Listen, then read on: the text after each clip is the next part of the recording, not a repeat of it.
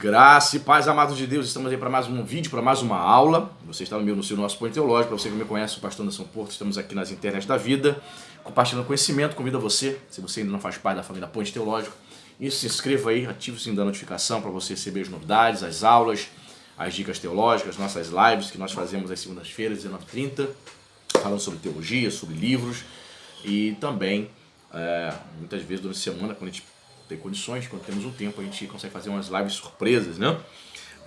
E hoje nós vamos falar sobre os sistemas teológicos aqui na aula número 12, Teologia Pentecostal, certo?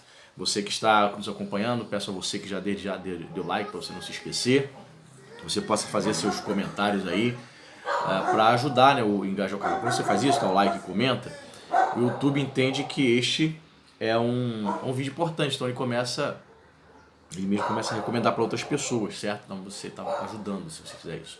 Outra maneira também de ajudar é você compartilhar em grupos, né, de Facebook, WhatsApp, grupos, né, seminário, grupos de livreiros, né? Tem muita gente que estão em uns grupos de livros, de dicas teológicas, certo? Aí você pode nos ajudar aí no grupo do Telegram e também fazendo parte aí do grupo de apoiadores. Aqui nos comentários tem o link do Apoia-se, né? Você pode abençoar, se você entende que esse canal é importante para a sua vida e para a vida de outros. Você pode abençoar o nosso canal a partir de R$5 mensais, 5, 10, 15, né? Aquilo que Deus colocar no seu coração, nas suas postas, você vai estar abençoando o nosso canal. Fazendo isso, vamos colocar você no grupo do WhatsApp, nosso grupo do Point Teológico. Não é um grupo para debates, mas é um grupo para compartilhar ali conhecimento, dicas também. Né? Tem muitas novidades surgindo ao mesmo tempo, então a gente vai trocando ideias ali. Fazendo isso, dentro de breve vamos começar, quando alcançarmos uma meta, vamos começar a sortear livro de teologia para os apoiadores. Certo? Muito bem. Vamos falar sobre sistemas teológicos protestantes. Vamos lá? É o cachorro. Tudo coopera para o bem daqueles que amam a Deus e também tudo coopera às vezes para nos atrapalhar na aula, mas vamos seguir, vamos ignorar. Sistemas teológicos protestantes. Diz o seguinte aqui o texto: dentro do protestantismo há vários sistemas teológicos, certo? Você sabe disso. O exame de cada um deles ocuparia mais espaço do que o disponível neste capítulo. Examinaremos, portanto, dois deles que têm se destacado desde a Reforma: o calvinismo e o arminianismo. Pois é o mais falado. Por exemplo, existe outro sistema também que quase... Eu só conheço só um cara, um teólogo que tem um canal que se declara, por exemplo, um molinista, né? O molinismo é uma tentativa de ser o meio termo entre calvinista e arminiano, entendeu? Mas a maioria das pessoas se declarou calvinistas ou arminianas, né? Atualmente, há muitos outros sistemas teológicos.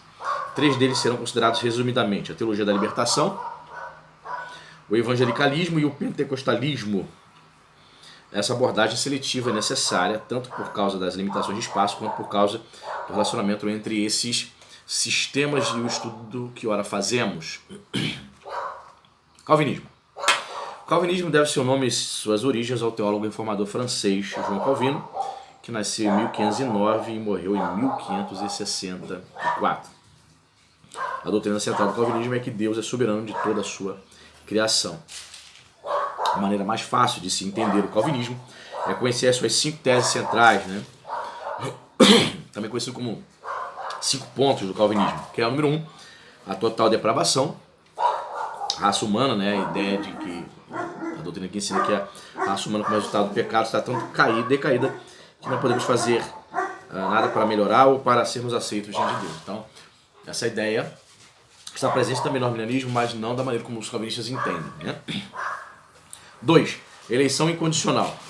O Deus soberano na eternidade passada, segundo calvinistas, né, os calvinistas, elegeu, ou seja, escolheu alguns membros da raça humana individualmente para serem salvos, independentemente da aceitação de sua oferta, que tem como base sua graça e compaixão. Então essa é a eleição incondicional. O ser humano não precisa fazer nada, não precisa um dia ter que aceitar Jesus para ser salvo, ou seja, Deus o escolheu, antes dele ter consciência disso. Ele é escolhido pela graça, pela misericórdia, que é uma doutrina que os arminianos discordam, né? Porque muitos calvinistas sabem disso, né? Que vai ter a questão automaticamente, se Deus escolheu individualmente alguns para ir para o céu, logo Deus deixa de, né, há um outro grupo que não é salvo. Há um outro grupo que deixa de ir para o céu. E é a chamada dupla, né, predestinação. Calvinistas muitos calvinistas se sentem um tanto quanto incomodados quanto essa lógica, né, essa implicação que tem de se Deus escolher alguns para o céu e outros automaticamente para o quinto dos infernos, que vão tentar criar algumas explicações, muitas explicações para tentar negar a ideia de que Deus escolhe pessoas como um Deus maligno para mandar pessoas para o quinto dos infernos, entendeu? Então essa discussão dura já 500 anos, então é só para você ter essa ideia, ok? Terceiro ponto, né, dos 5 pontos do calvinismo, fala sobre a expiação limitada, que é outro ponto também, que nem todos os calvinistas, engraçado, né? Nem todos os calvinistas, calvinistas, ensinam essa expiação limitada, mas os calvinistas mais radicais, né, ensinam a expiação limitada, que é a ideia de que a salvação, Jesus morreu para os eleitos, não para toda a humanidade. Os calvinistas têm o receio de que, se você ensinar isso, que Jesus morreu por todo mundo, de que você vai cair na heresia do universalismo, né? Que é a doutrina que ensina que todas as pessoas, no final das contas, vão ser salvas. Então, os arminianos discordam em número, gênero e grau, né, quanto a essa doutrina, né? Cita João 3,16, os arminianos, né? Porque Deus amou o mundo, né, de tal maneira, amou a todos os homens, né, que deu seu filho. Então Jesus morreu por todos. Só que os calvinistas vão dizer que Jesus morreu para os eleitos ou pelos eleitos. Nós discordamos, eu como arminiano discordo disso também. Aí diz aqui, expiação limitada, Deus enviou seu filho para prover a expiação somente para aqueles que Deus elegeu. 4. A graça é irresistível, os eleitos não poderão resistir, a sua oferta generosa serão salvos. Então a graça irresistível é a doutrina, né, calvinista, que vai dizer o seguinte, que se o indivíduo é eleito, ao ouvir o evangelho, ele não tem condições de resistir a essa graça, a este chamado. Portanto, as pessoas que são, segundo o calvinismo, pessoas que já são eleitas, predestinadas, ela pode estar no mundo, mas ela é eleita. Ela nem sabe que é eleita. Mais cedo ou mais tarde ela vai colocar os pés numa igreja, ela vai ouvir o evangelho, então ela não vai conseguir resistir a esse chamado, né? Existem vários textos, né, que vão contra essa tese. Eu também não acredito nisso, porque é possível sim, pregar o evangelho, as pessoas resistirem, segundo a visão arminiana, que eu creio. É possível você pregar o evangelho e a pessoa resistir a esta graça, a este favor imerecido de Deus. A pessoa simplesmente não quer, ela quer seguir sua vida, viver do seu modo, entende? Então os arminianos discordam desse 4º ponto, né, a graça irresistível. E o 5º ponto é a perseverança dos santos. Uma vez salvos, diz o calvinismo, perseverarão até o fim, receberão a realidade última da salvação, a vida eterna, né? De todos os 5 pontos, os arminianos concordam mais ou menos, né? Perseverança da salvação. Os calvinistas vão dizer, né? Se a pessoa é eleita, ela vai perseverar. É óbvio que ela vai perseverar até o fim. Ela não precisa temer quanto ao fato de permanecer de pé até o fim. Mas os arminianos vão dizer o seguinte: não, você vai perseverar até o fim, sim, com a ajuda do Espírito Santo, mas você precisa fazer também a sua parte, né? Você precisa ler a Bíblia, você precisa buscar o Senhor. Não é assim, eu vou perseverar e Deus faz toda a parte por ele e eu não faço nada por isso. Já os calvinistas vão dizer, você vai orar, vai cultuar, vai buscar Deus porque você é eleito. Arminianos não entendem dessa forma. Os arminianos entendem que precisam fazer isso no sentido de que, fazendo isso, perseverando até o fim, culminarão, né, na sua glorificação, na sua concretização da salvação. Okay? O arminianismo. O teólogo holandês Jacob Arminius, que nasceu em 1560 e morreu em 1609, né? Note que quando morre João Calvino, eles foram contemporâneos, né? 1509, 1564, não. Quando nasce Jacob Armínio, quando morre Calvino, Armínio tinha apenas 4 anos de idade. Então eles não trocaram cartinhas e nem se viram, ok? Então ele vem depois, século XVI, na virada do século XVII. O teólogo holandês Jacob Arminius discordou das doutrinas do calvinismo, argumentando que, número 1, tendem a fazer de Deus o autor do pecado, por ele ter escolhido na eternidade passada quem seria ou não salvo. 2. Negam o livre-arbítrio do ser humano por declararem que ninguém pode resistir à graça de Deus. Sim, esse é um problema, né? A questão do livre-arbítrio, né? Os calvinistas vão criar ali uma tese, né, de que eles não negam o livre-arbítrio, mas Deus é soberano, né? Eles não negam o livre-arbítrio, mas ao mesmo tempo Deus já o escolheu. Essa pessoa não tem a opção de dizer não quero ser salvo, né? É uma forma estranha, né? Bem, eles tentam explicar, né, isso, né?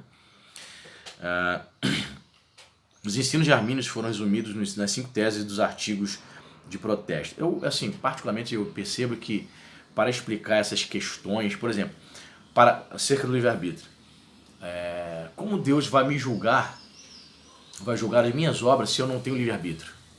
Não é isso que o calvinista diz? Como Deus vai julgar as minhas obras se tudo que eu faço já está predestinado? Foi Ele que determinou. Então a questão da moralidade, ela é jogada no lixo. Quando eu digo que Deus é soberano e todas as coisas acontecem, até mesmo o mal, por conta de Deus, jogo na conta de Deus. Então, para que os calvinistas possam se sair dessa encruzilhada teológica, eles precisam lançar mão de muitas explicações filosóficas. Eu não estou dizendo que a filosofia não é importante para a teologia, mas para você poder explicar essas contradições, aparentes contradições segundo os calvinistas, é necessário lançar mão de muitas ginásticas teológicas, né? Malabarismos teológicos para poder explicar. Eis a razão porque eu posso dizer como arminiano que eu já li tenho lido sistemáticas de calvinistas roxos, né? Radicais, e sinceramente eu nunca fui convencido e nunca fui atraído para a teologia calvinista, tá? Respeito os irmãos calvinistas, mas nunca fui por conta dessas ginásticas teológicas e filosóficas que é necessário fazer para poder explicar a questão da moralidade. O livre-arbítrio é necessário pela questão da moral. O homem só pode responder pelas suas obras se ele tiver livre-arbítrio. Se ele não tiver livre-arbítrio, ele não pode responder por nada no final de todas as coisas. Como é que eu vou responder, serei julgado pelas minhas obras, se eu não tenho livre-arbítrio? Não tem lógica. Então é necessário sair da lógica. É necessário recorrer a artifícios e pressupostos filosóficos para poder explicar. Então, por isso que esse debate ele perdura aí há aproximadamente 5 séculos quase. Por quê? Porque os calvinistas, os irmãos calvinistas tentam explicar e explica, mas não convence. Eu conheço um irmão, né? O irmão em Cristo, ele declarou, né? Foi até numa live e falou que quando ele começou a estudar acerca do calvinismo, ele era pentecostal e ele, ao estudar o calvinismo, ele se converteu ao calvinismo. Eu entendo, sabe por que ele se converteu? Sabe por que eu entendo que ele se converteu ao calvinismo? Porque no afã de estudar teologia, ele percebeu que, de fato, me parece, em alguns momentos, que os reformados calvinistas se interessam mais pelos estudos teológicos. Então ele sentiu-se atraído, né? Sentiu-se atraído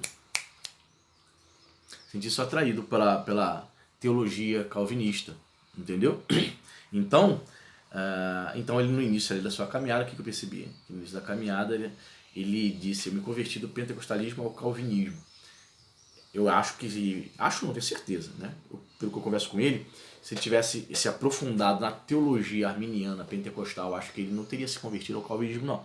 Então ele foi atraído logo no início. Quando eu vou falar de outros temas com ele, quando eu percebo, vou tocar em outros assuntos, eu percebo que ele tem pouco conhecimento. Eu vejo ele estuda só sobre calvinismo. Então, quando você é um cristão que só estuda só sobre arminianismo e calvinismo, que vai abarcar só a questão soteriológica, você fica extremamente limitado. Você precisa estudar tudo. Você precisa estudar todas as disciplinas, né? Eclesiologia, pneumatologia, soteriologia, teologia bíblica, sistemática. Você tem 5 anos de convertido, 4 anos que você estuda teologia, por um exemplo, e você só estuda um tema só compra livros tipo O Calvinismo Explicado. Porque o calvinismo é a melhor explicação. Seja calvinista. É a mesma coisa, a gente precisa conhecer tudo. Então, se você é arminiano pentecostal, né? A maioria dos arminianos, dos pentecostais são arminianos, e você só estuda só teologia arminiana, você precisa ter uma noção também do que ensina o calvinismo, para até mesmo procurar argumentos para refutar. Ok? Diz aqui, ó. Os ensinos de Arminius foram resumidos nas 5 teses dos artigos de protesto, em 1610. Número 1. A predestinação depende da maneira de a pessoa corresponder ao chamado da salvação e é fundamentada na presciência de Deus. Então, a ênfase do arminianismo é a presciência de Deus. Deus sabe quem serão salvos? Quais são as pessoas que serão salvas? Sim. Deus predestina cada uma individualmente, independente se ela quer ou não segui-lo? Não. Ok? 2. Cristo morreu em prol de toda e qualquer pessoa, mas somente os que creem serão salvos. Isso é algo tão simples. Uma pessoa que nunca estudou teologia, quando lê as escrituras, ela cria assim. Ela automaticamente, na minha opinião, é assim. A pessoa que não conhece teologia, ela começa a ler a Bíblia. Ela lê isso. Para que eu possa ser salvo, eu preciso crer. Automaticamente ela já é arminiana, sem saber. Por isso que ela tem que estudar a teologia calvinista para poder se converter ao calvinismo. Porque a Bíblia por si mesma vai dizer isso. Cristo morreu por todos. Eu preciso crer, perseverar até o fim para ser salvo. É o que a Bíblia diz. Contrário disso, eu preciso da teologia calvinista com a ajuda da filosofia para negar isso. Deus enviou seu filho e morreu, né? Porque Deus amou o mundo. Deus amou o mundo que deu seu filho para morrer. Tá claro, o cara que nunca estudou teologia, a pessoa nova convertida, 1 mês de crente. Que interessante. Ela vai ler esse texto, João 3,16. Que interessante, né? Jesus morreu por todo mundo, ele veio para morrer pelo mundo. Ela precisa entrar no cursinho de teologia reformada para ouvir do teólogo reformado calvinista o seguinte: não é isso que está escrito não. Jesus morreu pelos eleitos. Aí eles vão dizer que isso é a hermenêutica, é a ciência da interpretação, é necessária interpretação. A interpretação à luz, né? À luz do calvinismo. Não, Jesus não morreu pelo mundo. Morreu pelo mundo, abre parênteses, dos eleitos, fecha parênteses. Então é necessário uma explicação a mais. Então, o que eu percebo? Que uma pessoa nova convertida, ela não consegue ser calvinista. Automaticamente. Ela se converteu e logo de cara ela vai... não. Ela precisa de explicações a mais. E é aí que mora o perigo, né? Muito bem. Diz mais aqui. 3. A pessoa não tem a capacidade de crer e precisa da graça de Deus. Muito bem. 4. A graça pode ser resistida. A arminianismo ensina isso, sim. 5. Se todos os regenerados perseverarão, é questão que exige mais investigação. Sim. Eu creio, nem todo arminiano crê dessa forma, eu creio que uma pessoa pode ser regenerada, ela pode apostatar da fé, perder a salvação, e na jornada, na caminhada dela, ela pode voltar, arrepender-se e voltar para os caminhos do Senhor e ser salva no final da sua jornada aqui na Terra. Arminianos vão discordar dessa posição, eu creio nesta posição. Armínio não cria dessa forma, né? Quem acreditava dessa forma era John Wesley, né? Que era possível perder a salvação e recuperá-la depois. As diferenças entre o calvinismo e o arminianismo ficam, portanto, claras. Segundo os arminianos, Deus sabe de antemão as pessoas que lhe aceitarão a oferta da graça. E são estas que ele predestina a compartilhar de suas promessas. Em outras palavras, Deus predestina todos os que, de livre e espontânea vontade, lhe aceitam a salvação outorgada em Cristo e continuam a viver por ele. A morte expiatória de Jesus foi em favor de todas as pessoas indistintamente. Ok? É o que criou o arminianismo. Calvinistas vão dizer que isso é a heresia do universalismo. Não. Não é mesmo. E a expiação será eficaz para todos quantos aceitarem a oferta da salvação gratuita que Deus a todos faz. Essa oferta pode ser recusada. Sim, a graça pode ser resistida. Se corresponder à aceitação da graça divina por causa da iniciativa dessa mesma graça e não em virtude da vontade humana. A perseverança depende de se viver continuamente a fé cristã. E há a possibilidade de se desviar da fé, embora Deus não deixe que ninguém caia facilmente. Então isso é claro, né? Aquele que está de pé, cuide para que não caia, né? 1 Coríntios 10, 12. Paulo fala sobre a possibilidade do salvo de cair. É óbvio, se não vigiar, né? A maioria dos pentecostais tende ao sistema arminiano de teologia, tendo em vista a necessidade do indivíduo em aceitar pessoalmente o Evangelho e o Espírito Santo. A teologia da libertação. Então temos aqui outra teologia. Nascida na América Latina no final da década de 60, a teologia da libertação é um movimento difuso de vários grupos dissidentes, negros, feministas, etc. Seu interesse primário é a reinterpretação da fé cristã do ponto de vista dos pobres e dos oprimidos. Socialismo, né? Os proponentes dessa teologia alegam que o único evangelho que lida corretamente com as necessidades desses grupos é o que proclama a libertação destes da pobreza e da opressão. A mensagem dos defensores dessa teologia é a condenação dos ricos e dos opressores e a libertação dos pobres e dos oprimidos. É uma falácia a teologia da libertação, que agora, isso no movimento católico, e dentro do protestantismo é chamado de missão integral. Uma falácia. Eles abandonam a mensagem de salvação da alma por completo, apenas para tratar das questões sociais. Igrejas se transformaram em verdadeiras ONGs de assistencialismo. Não, claro, a gente tem que ajudar as pessoas, beleza, mas a missão primordial da igreja é pregar o evangelho. Se o problema do homem fosse dinheiro, fosse a questão social, Deus teria enviado um economista para morrer na cruz do Calvário. Não, Deus enviou seu filho Jesus para solucionar o problema do pecado. Certo? Então a missão primordial da igreja é pregar o evangelho do reino, é dizer que o homem precisa se arrepender dos seus pecados, abandonar o pecado, se voltar para Jesus. Quando uma igreja começa somente a enfatizar questões sociais, né, ela se torna uma ONG. Ela esquece que ela foi chamada para pregar o evangelho do reino. Isso também não significa dizer que a igreja não pode trazer assistência social para a sua comunidade, para seus membros e para as pessoas que moram naquele bairro, naquela cidade, não é isso. Mas a mensagem, o foco principal é a pregação do evangelho. É pregar e dizer que Jesus liberta o homem do pecado. Muitas igrejas já abandonaram isso e abraçaram a teologia da libertação ou missão integral, onde pastores viraram militantes esquerdistas, fechados aí com agendas aqui no Brasil, por exemplo, com agenda progressista, né, marxista, de PT, PSOL, PCdoB. O fim do mundo isso, né? Uma releitura totalmente equivocada dos evangelhos. Diz mais aqui, um dos alvos principais da teologia da libertação é a questão da prática. A teologia deve ser posta em prática e não apenas aprendida. Isto é, a essência do seu esforço é empenhar-se na renovação da sociedade a fim de libertar os pobres e oprimidos de suas circunstâncias. Para se alcançar esse alvo, seus elaboradores frequentemente são obrigados a interpretar as escrituras fora do seu contexto, além de empregar métodos que na maioria das vezes são considerados marxistas ou revolucionários. Eu conheço caras gênios, pastores inteligentíssimos, os caras são socialistas.